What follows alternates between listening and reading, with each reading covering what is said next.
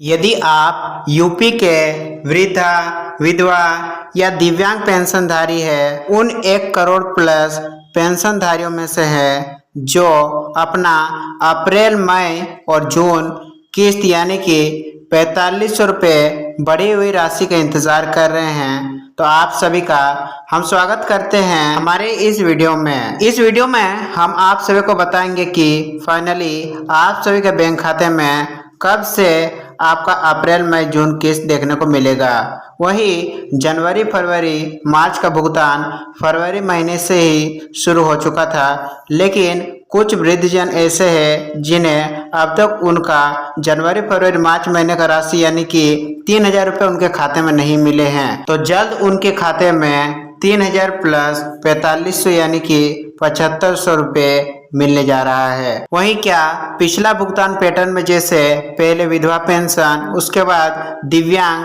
Then वृद्धावस्था pension की राशि जारी की गई थी, क्या इस बार भी उसी पैटर्न को फॉलो किया जाएगा या पहले किनकी राशि खाते में आने वाली है, साथ ही कौन से लाभार्थियों के बैंक में पहले राशि देखने को मिलेगी, क्या आपका एसबीआई में खाता है या बैंक ऑफ बड़ौदा में, हम समस्त डिटेल्स और कंफ्यूजन को इस वीडियो में क्लियर करने वाले हैं और सभी अपडेट्स को वर्तमान के जो यूपी पेंशन योजना से जुड़ा हुआ है सभी अपडेट्स को देने वाले हैं। यदि चैनल पर पहली बार आए हैं, चैनल को सब्सक्राइब करके चैनल के साथ जरूर जुड़िएगा। चलिए हम वीडियो को शुरुआत करते हैं। जल्द मिलेंगे 3000 प्लस 4500 रुपये, जिसका आदेश जारी हो चुके हैं। जी हाँ, उत्तर प्रदेश सरकार की तरफ से इस समय सबसे बड़ी खबर यह है कि मुख्यमंत्री योगी आदित्यनाथ ने विधानसभा में सामाजिक पेंशन योजनाओं की राशि बढ़ाने की घोषणा कर दी है, जिनमें वृद्धा, विधवा और दिव्यांग पेंशन को 1000 से बढ़ा करके 1500 प्रति माह करने का ऐलान किया जा चुका है। जी हाँ, यानी आप हर तिमाही आपको 3000 की जगह 4500 मिलने की उम्मीद है। सरकार ने इसके लिए बजट 2026-27 में भी प्रावधान रखने की बात कही है।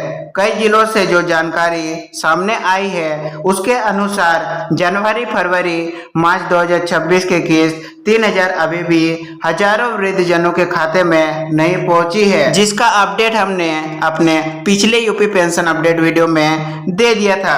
अब बात करते हैं उस सवाल की जिसका इंतजार 1 करोड़ से भी ज्यादा लाभार्थी कर रहे हैं। विभिन्न ग्राउंड रिपोर्ट्स और विभागीय सूत्रों के अनुसार अप्रैल, मई, जून 2026 की फाइल जून के तीसरे सप्ताह में प्रोसेस होने की संभावना बताई जा रही है। कुछ रिपोर्ट्स के अनुसार 15 जून से 25 जून के बीच फाइल पीएफएमएस पर जा सकती है। इसके बाद जून के अंतिम सप्ताह से लेकर के जुलाई के पहले या दूसरे सप्ताह तक भुगतान शुरू होने की संभावना है। जैसे ही भुगतान शुरू हो जाता है, धीरे धीरे करके 1 महीने के अंदर सभी लाभार्थियों के खाते में राशि भेज दी जाती है। यानी कि यदि आज राशि का भुगतान होना शुरू होता है तो अगले महीने की 15 तारीख तक राशि को क्लियर कर दिया जाएगा।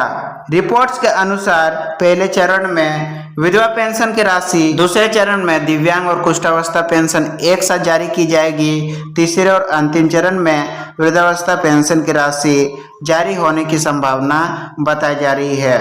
चलिए अब जानते हैं कि किस बैंक में पहले पैसा आने का संभावना है। यदि आपका इन सभी बैंकों में से किसी भी बैंक में खाता है और उस खाते में अपना पेंशन राशि को प्राप्त करते हैं तो आपके लिए बड़ी खुशखबरी है। जिन बैंकों का सूची हम इस वीडियो में दिखाने वाले हैं, उन बैंकों में पहले राशि आने की उम्मीद ज़्यादा बताई जा रही है। देखिए, इनमें से पहला बैंक है भारतीय स्टेट बैंक, जहां राशि का भुगतान पहले किया जा सकता है। एसबीआई भारत का सबसे बड़ा सरकारी बैंक है और सरकार की अधिकांश योजनाओं का नोडल बैंक भी है। इसका कोर बैंकिंग सिस्टम यानी कि सीबीएस और सर्वर क्षमता बहुत विशाल है। इसी कारण से आपका पैसा पहले देखने को मिल सकता है। पेंशन का पैसा रिलीज होते ही सबसे पहले एसबीआई के खाता धारकों के अकाउंट में रिफ्लेक्ट होता है, क्योंकि इनका पीएफएमएस के साथ सीधा और तेज लिंक है। अब बात करते हैं बैंक ऑफ बड़ौदा की, जहां पर हमने देखा है कि ज्यादातर खाताधारक या pensioner bank of Baroda bank खाते का यूज करते हैं अपना पेंशन राशि को प्राप्त करने के लिए। अच्छा, अब बात करते हैं कि यह बैंक क्यों तेज है। उत्तर प्रदेश में बैंक ऑफ बड़ौदा का नेटवर्क बहुत ही ज्यादा मजबूत है। इसके डिजिटल बैंकिंग प्लेटफॉर्म और आधार मैपिंग सिस्टम यानी कि आधार सीडिंग काफी ज्यादा ही एडवांस है। यदि आप ग्रामीण या शहरी किसी भी क्षेत्र से आते हो, आपका खाता बैंक ऑफ बड़ौदा में है, तो आपके लिए बड़ी खुशखबरी है। जी हाँ, दोनों ही क्षेत्रों में डीबीटी क्रेडिट फेल होने की दर यानी कि ट्रांजैक्शन फेलियर रेट इस बैंक में बहुत ही ज्यादा कम होती है। अब बात करते हैं पंजाब नेशनल बैंक की। अब बात करते हैं पीएनबी का सर्वर अपटाइम के बारे में। सरकारी योजनाओं के फंड ट्रांसफर के दौरान काफी स्थिर रहता है। यहाँ पर सर्वर फेलियर इशू बहुत ही ज्यादा कम देखा जाता है। ई-केवाईसी और एनपीसीआई लिंक करने की प्रक्रिया इनकी शाखाओं में तेजी से अपडेट होती है। यही कारण है कि आपका पेंशन भुगतान प्रक्रिया इन बैंकों में काफी ज्यादा तेजी से देखने को मिलता है। कई बार शाखाओं पर भी निर्भर करता है। यदि 10 पीएनबी बैंकों का शाखा देखें, उनमें से 1-2 शाखा ऐसे मिल जाते हैं जहां के कर्मचारी लाभार्थियों के साथ सही से बात नहीं करते हैं और उनका काम समय पर पूरा करके नहीं देते हैं। लेकिन 10 में से 8 बैंक के शाखा ऐसे होते हैं जहां पर भुगतान तेजी से देखा जाता है। अब बात करते हैं इंडियन बैंक की। पहले के इलाहाबाद बैंक का इंडियन बैंक में विलय होने के कारण यानी कि मर्जिंग होने के कारण उत्तर प्रदेश यानी कि खासकर यदि देखा जाए पूर्वी और मध्य यूपी में इसका एक बहुत बड़ा कस्टमर बेस है। पुरानी पेंशन योजनाओं और राज्य सरकार की योजनाओं का डाटाबेस इस बैंक के सिस्टम में बहुत अच्छी तरह से लिंक है, जिससे भुगतान में देरी नहीं होती है और जैसे ही राशि को जारी की जाती है आपके खाते में राशि क्रेडिट भी कर दी जाती है। और इनमें उत्तर प्रदेश के कुछ प्रमुख ग्रामीण बैंक्स भी शामिल है। यदि आपका खाता इन सभी ग्रामीण बैंकों में भी है तो भी आपके खाते में राशि को जल्दी ट्रांसफर किया जाएगा। पहला है बड़ौदा यूपी बैंक, दूसरा है आर्यावर्त बैंक और तीसरा ग्रामीण बैंक है प्रथमा यूपी ग्रामीण बैंक।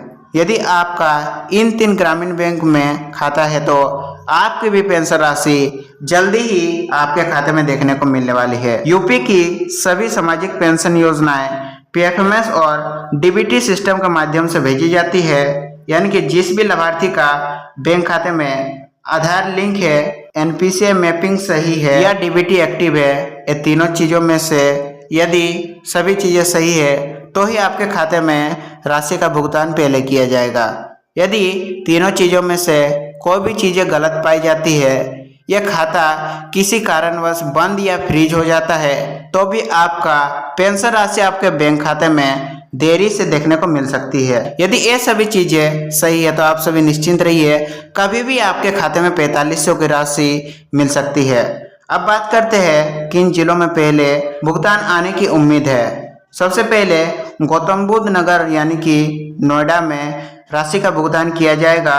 यहाँ का डिजिटल और बैंकिंग इंफ्रास्ट्रक्चर राज्य में सबसे बेहतरीन है, जिससे डाटा वेरिफिकेशन और भुगतान तेजी से होता है। और दूसरा जिला है लखनऊ। राज्य की राजधानी होने के कारण यहाँ प्रशासनिक निगरानी बहुत सख्त होती है, जिससे फाइलों की पेंडेंसी बहुत ही ज्यादा कम मानी जाती है। गाजियाबाद में भी पहले राशि आने की संभावना है। उच्च शहरीकरण और मजबूत बैंकिंग नेटवर्क के कारण यहाँ डीबीटी ट्रांजैक्शन फेल होने की दर बहुत ही ज्यादा कम हो जाती है। वाराणसी में भी पेंशन भुगतान पहले देखने को मिल सकता है। प्रशासनिक प्राथमिकता और वीआईपी जिला होने के कारण यहाँ योजनाओं का क्रियान्वयन और फंड ट्रांसफर बहुत तेजी से होता है। और गोरखपुर में भी ये राशि पहले देखने को मिल सकती है, जहाँ सरकारी योजनाओं की मॉनिटरिंग काफी सक्रियता से की जाती है, जिससे लाभार्थियों के खाते में पैसा बिना किसी देरी के पहुंचता है।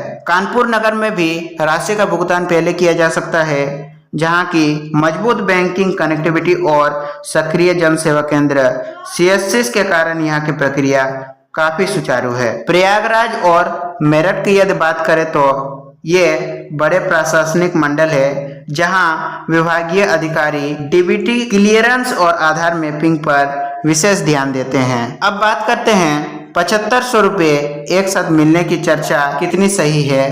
क्या सही में आपके खाते में 3000 प्लस 4500 रुपये मिल सकते हैं। कुछ रिपोर्ट्स में दावा किया जा रहा है कि जिन लाभार्थियों की पिछली किस्त रुक गई थी उन्हें 3000 की रुकी हुई किस्त प्लस 4500 की नई किस्त, यानी कि कुल मिलाकर यदि देखा जाए तो 7500 रुपये की राशि आपके खाते में देखने को मिल सकती है। यदि किसी का भुगतान सत्यापन या डीबीटी समस्या के कारण रुका हुआ है और बाद में मंजूर हो जाता है तो बकाया राशि मिलने की संभावना जरूर बन सकती है।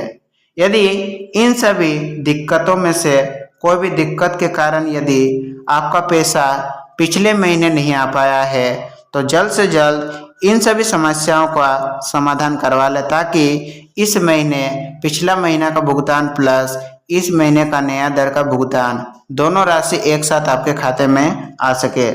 अगर आपने हाल ही में वृद्धा, विधवा या दिव्यांग पेंशन के लिए आवेदन किया है तो यह जानकारी आपके लिए है। केवल आवेदन करने से पैसा नहीं मिल जाता है। यदि हाल फिलहाल में आपने इन सभी पेंशन योजनाओं में से किसी भी पेंशन योजना में नया आवेदन दिया है और आप अपना पहला किस्त यानी कि पहला किस्त का राशि 4500 रुपये पेंशन राशि का इंतज़ार कर रहे हैं और आपको इससे पहले कभी भी पेंशन राशि का लाभ प्राप्त नहीं हुआ है, आपका पहला किस्त है, तो केवल आवेदन करने से ही आपका किस्त आपके खाते में नहीं आएगा। बताया जा रहा है कि आपका आवेदन अप्रूव्ड होना चाहिए, ई-केवाईसी पूरी होनी चाहिए, आधार बैंक खाते से लिंक होना चाहिए, एनपीसीआई मैपिंग भी सही होना चाहिए।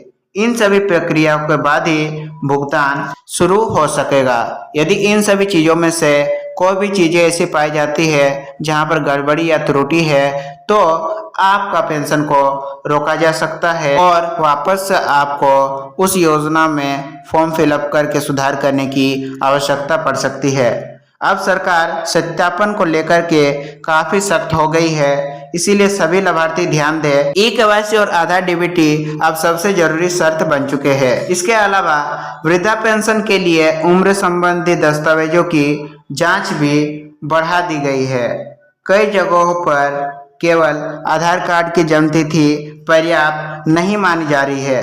परिवार रजिस्टर, जन्म प्रमाण पत्र या स्कूल प्रमाण पत्र मांगे जा रहे हैं। कुष्ठावस्था पेंशन अभी भी 3000 प्रति माह की दर से ही जारी है और फिलहाल इसे बढ़ाने का कोई नया आधिकारिक अपडेट सामने नहीं आया है।